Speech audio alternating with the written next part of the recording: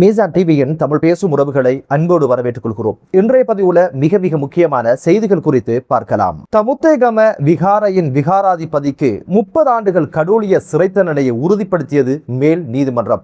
மீண்டும் பரபரப்பாகும் தேரர்களுடைய உலகம். இந்த தீர்ப்பு வந்ததை அடுத்து இப்போது தேரர்களுடைய விவகாரங்கள் தான் இப்போது மிக பெரும் பேசுபொருளாக மாறியிருக்கு.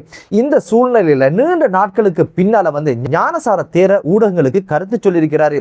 110 கோடிக்கும் அதிகமான ஹேஷ் போதைப் பொருளோடு சிக்குண்ட தேரர்கள விவகாரங்களை பல்வேறு கருத்துக்களை முன்வச்ச ஞானசார தேர கடந்த சில தினங்களாக மௌனமாக இருந்து வந்தாரு. இப்போது பல்லேகம ஹேமரத்ன தேரருடைய விவகாரம் குறித்து இப்போது வாய் திறந்திருக்கிறாரு ஞானசார தேர. இவர் ஊடகங்களுக்கு என்ன சொன்னாரு அப்படின்னு பாத்தீங்கன்னா, இந்த ஒரு சிறிய விஷயத்துக்காக யாரும் பதட்டப்பட வேண்டிய தேவை கிடையாது. தவறுகள் நடக்கத்தான் செய்யும். இதை விட பாரதூரமான தவறுகள் எல்லாம் நடந்து முடிஞ்சிருக்கு. இந்த ஒரு சிறிய விஷயத்தை எதற்காக இவ்வளவு தூரம் பூதாகரப்படுத்தணும்?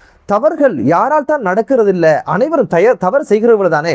எல்லா இடங்களிலும் தவறு நடக்குது. அப்படியான ஒரு சிறு தவறுக்காக அது பூதாகரப்படுத்தி இவ்வளவு தூரம் பேச வேண்டிய தேவைகள் இல்லை அப்படின்னு ஒரு விமர்சனத்தை முன் வச்சிருக்கிறாரு. இவைகளை பூதாகரப்படுத்துறது யார் அப்படின்னு பாத்தீங்கன்னா, மதச்சார்பற்றவங்க, அதுபோக அறகலை இந்த போராட்டத்தில் இருந்தவங்க, என்ஜிஓக்கள் இதுக்காக பணம் கொடுக்குது.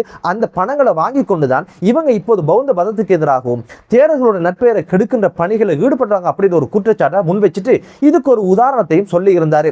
கோமணம் கட்டி இருக்கிறவனை பார்த்து நிர்வாணமாக இருக்கிறவன் கேலி செய்தானாம். இது போலதான் இப்போது பன்சல பக்கமே போகாதவங்க, மதம் பற்றி எந்த நம்பிக்கையும் இல்லாதவங்க தேரர்களையும் பௌத்த மதத்தையும் விமர்சிக்கிறாங்க. இதுக்கு பின்னால இருக்கிறதெல்லாம் வெறும் சதி அப்படின்ற ஒரு விஷயத்தை தான் அவர் விமர்சனமாக முன் வச்சாரு. எமது விவகாரங்களை நாமே பார்த்துக்கொள்ளும், இதுல மூணாவது தரப்பு மூக்க நுழைக்க தேவையில்லை அப்படின்னு ஒரு விஷயத்தையும் சொல்லிட்டு அரசுக்கு ஒரு கோரிக்கையை நாங்கள் முன்வைக்கிறோம்.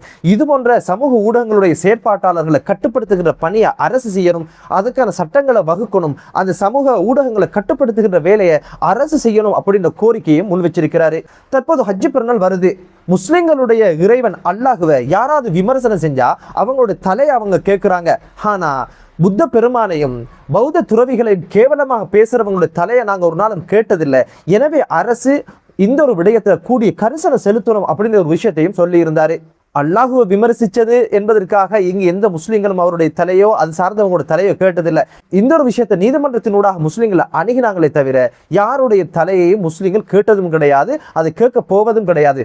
சட்டம் தனது கடமை செய்யும் என்ற வகையில தான் ஞானசார தேர அல்லாஹுவையும் திருக்குர்ஆனையும் மிக மோசமாக விமர்சனம் செய்தார் என்பதற்கு எதிராக வழக்கு தாக்கல் செய்யப்பட்டிருக்கு. நீதிமன்ற நடவடிக்கைகள் நடந்து கொண்டிருக்கிறது. அதனால யாருடைய தலையை முஸ்லிம்கள் கேட்டதும் கிடையாது.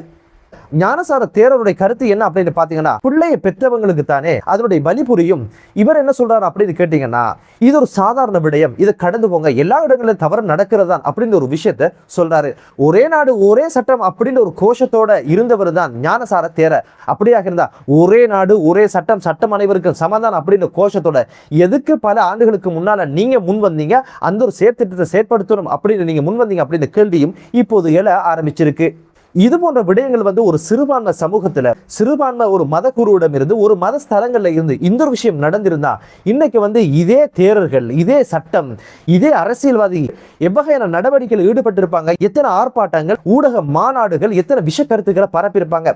ஒரு ஜஹ்ரான் ஒரு விஷமே ஒரு அரசியல் தேவைக்காக அவனை வச்சு யாரோ செஞ்சு கொண்டாங்க, அந்த ஈஸ்டர் குண்டு தாக்குதல், அந்த ஒரு விஷயத்தை வச்சு ஒட்டுமொத்த சமூகத்தையும் பயங்கரவாதியாக்கி பல்வேறு இனக்கலவரங்களை நடத்தி முடிச்சு மிகப்பெரிய ஒரு அரசியலை செஞ்சு முடிச்சவங்க தான். இப்போது என்ன அப்படின்னு பாத்தீங்கன்னா, இந்த விடயம் எல்லாம் சாதாரண விஷயங்கள், இது கடந்து போயிடலாம் அப்படின்னு சொல்றாங்க. எமது விவகாரங்களை நாமே பார்த்துக்கொள்வோம் அப்படின்னு சொல்றாரு. குற்றவியல் சட்டத்துல குற்றம் இழைக்கப்பட்டா அது யாரு என்ன ஏது அவர் தராதரன சமூக அந்தஸ்தன என்பதெல்லாம் தாண்டி அவர் ஒரு சந்தேக நபராக கருதப்படுவார். விசாரணையின் இறுதியில குற்றவாளியாக கருதப்பட்டால் அவரு குற்றவாளி, அதற்கான தண்டனையை நீதிமன்றம் வழங்கும். இவ்வளவுதான். அரசியல்வாதியாக இருந்தான, படித்தவனாக இருந்தான, ஆளுகின்றவனாக இருந்தான, ஆளப்படுகின்றவனாக இருந்தான, எந்த ஒரு சமூக அந்தஸ்துகளையும் சட்டம் பார்ப்பதில்லை. அந்த வகையில் சட்டம் அனைவருக்கு சமம் என்ற வகையில்தான் குறித்த தேரருக்கு எதிரான 30 ஆண்டுகள் கடூழிய சிறை தண்டனையும் இப்போது உறுதிப்படுத்தப்பட்டது என்பது ஆரோக்கியமான விடயமாக பார்க்கப்படுகிறது. என்னதான் இருந்தாலும் இனவாதம் அல்லாத, மதவாதம் அல்லாத ஒரு தேசம் உருவாகிறதோட சட்டம் அனைவருக்கும் சமம் அப்படின்னு ஒரு கோட்பாடு நடைமுறைப்படுத்தப்படுகின்ற சூழல் உருவாகட்டும் என்று கூறி மற்றொரு காணொளியிலே உங்கள் அனைவரையும் சந்திக்கும் வரை விடைபெறுகிறேன். நன்றி.